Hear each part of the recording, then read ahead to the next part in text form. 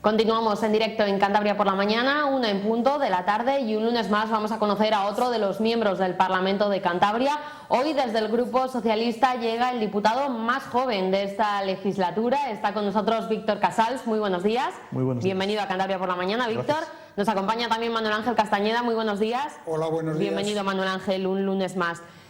Primera legislatura en el Parlamento cántabro. ¿Cuáles han sido tus primeras impresiones en estos meses que llevamos? Estamos cogiendo un poco todavía el ritmo, llevamos apenas 6 meses, pero es una actividad interesante, es muy reconfortante trabajar por los cántabros, y me gustaría incluso que los cántabros se acercaran al Parlamento para ver cómo trabajamos por ellos. Desde luego estoy aprendiendo muchísimo, muy rápido, e intentando dar lo mejor de mí, lo que mejor puedo dar para todos los ciudadanos.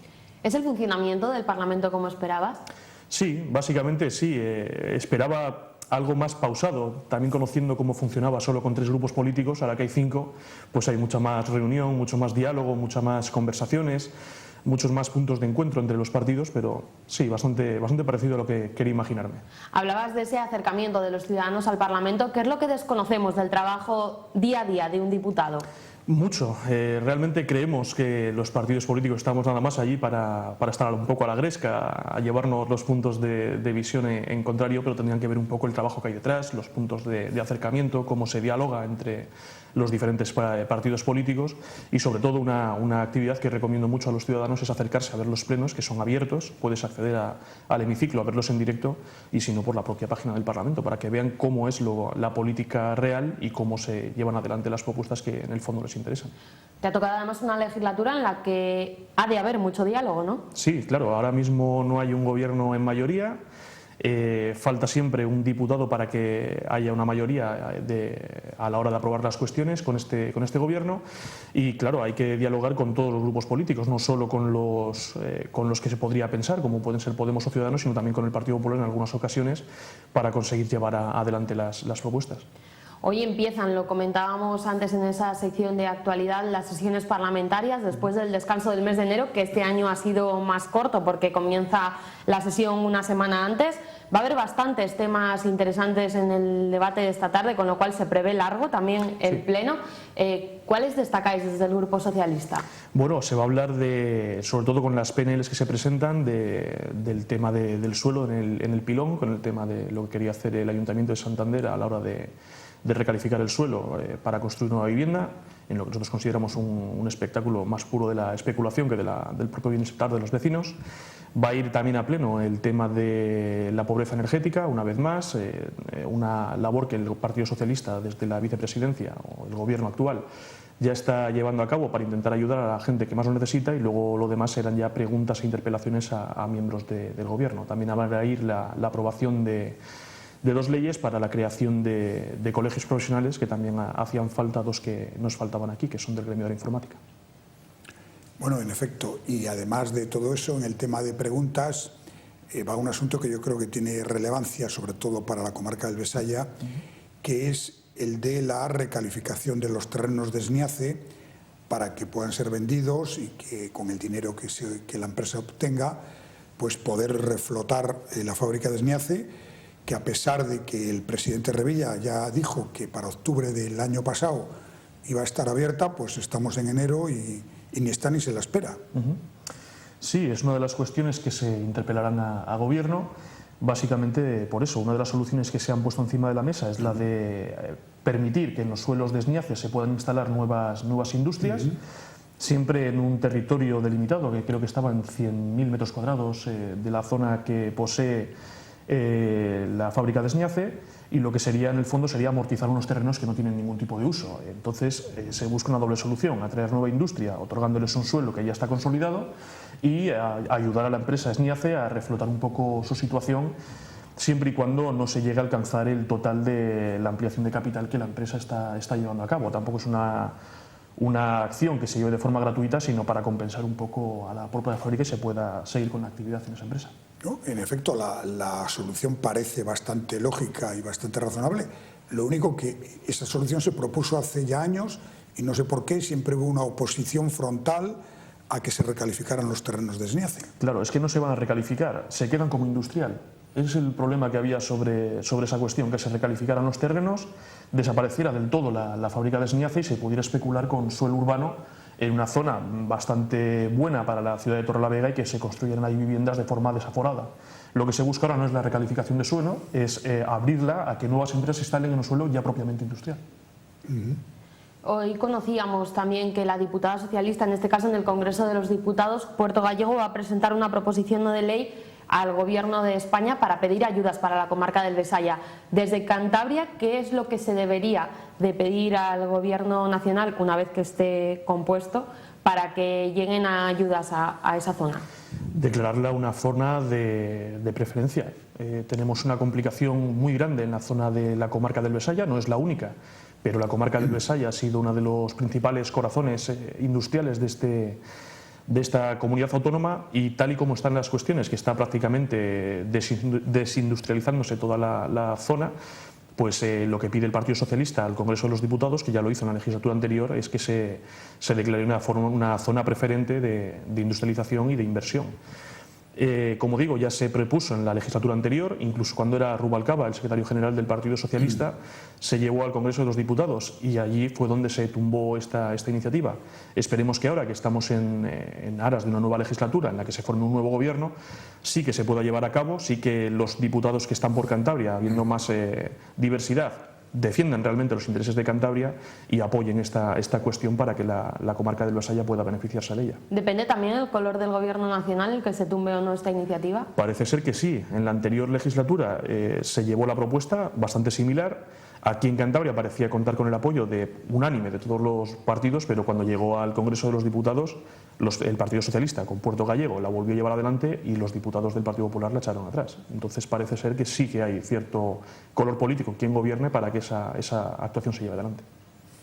Bueno, el declarar una excepcionalidad, el hecho de que en la comarca del Besaya, que es una cuestión evidente, ha tenido un proceso de desindustrialización muy fuerte, eso al final no es más que un papel y unas ventajas para los que se quieren instalar ahí, pero yo creo que la clave está en encontrar las empresas que se quieren instalar. Volvemos a los terrenos de Sniace, estaban calificados como industriales, pero ahí estaban muertos de risa y precisamente por esa razón ahora se vuelve a que el ayuntamiento tome medidas para que además tengan, digamos, dentro de esa calificación otros usos, porque si no, no se explica por qué hasta ahora eso no se ha utilizado y no se ha vendido. Quiero decir, el problema al final es de legislación, es de que se les dé alguna ventaja o de que realmente en Cantabria entre todos nos pongamos las pilas para favorecer que vengan industrias. Desde luego yo creo que es una cuestión política, es iniciativa política, es que haya interés porque eso se lleve adelante y esperemos que ahora, tal y como está propuesto, vaya a llevarse adelante.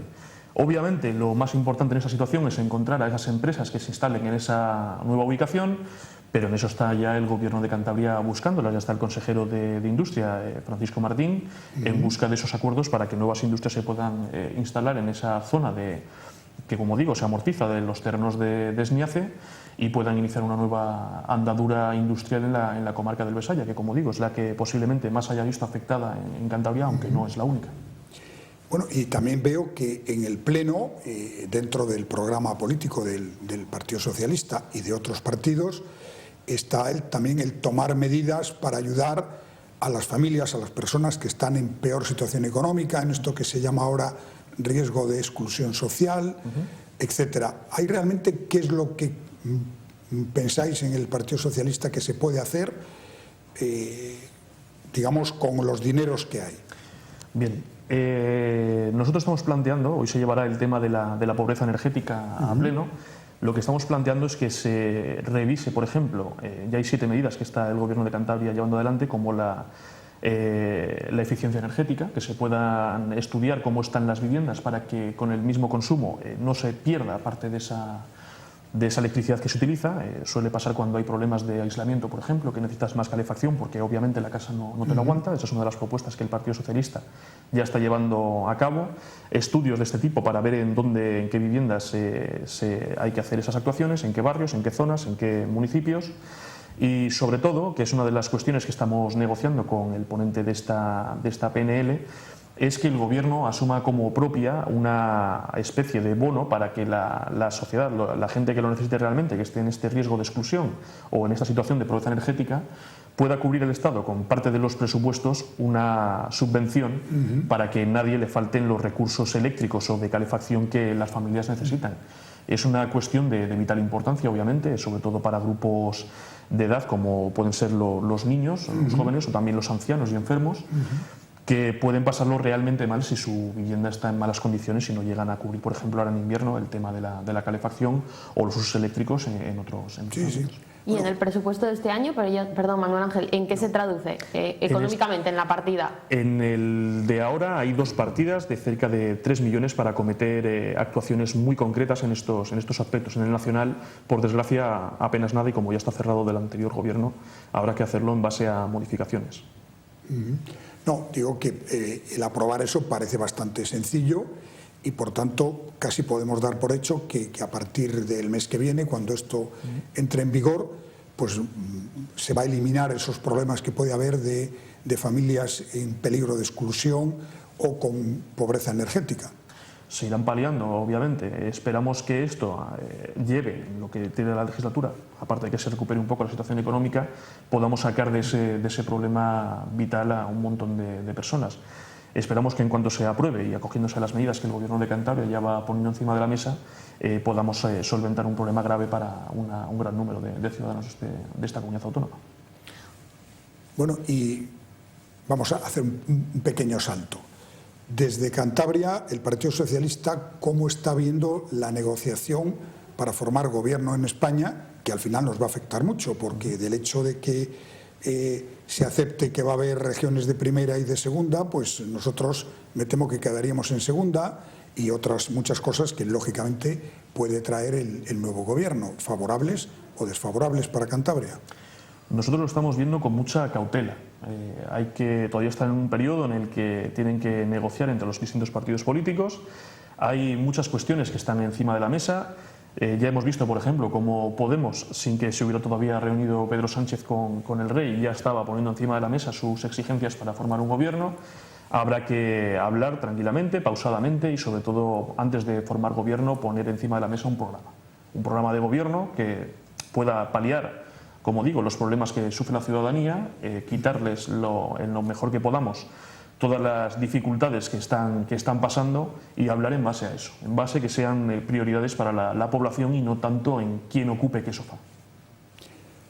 Desde Europa, desde la Unión Europea, ya ha habido un par de toques de atención sobre el problema del déficit, es decir, para hablar en lenguaje claro de que estamos gastando más de lo que ingresamos y que por tanto tenemos que seguir viviendo de crédito, que en la calle, que son muy gráficos, dicen al pufo.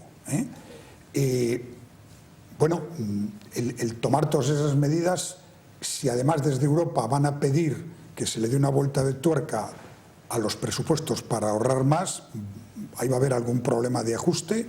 ¿Dónde está la salida?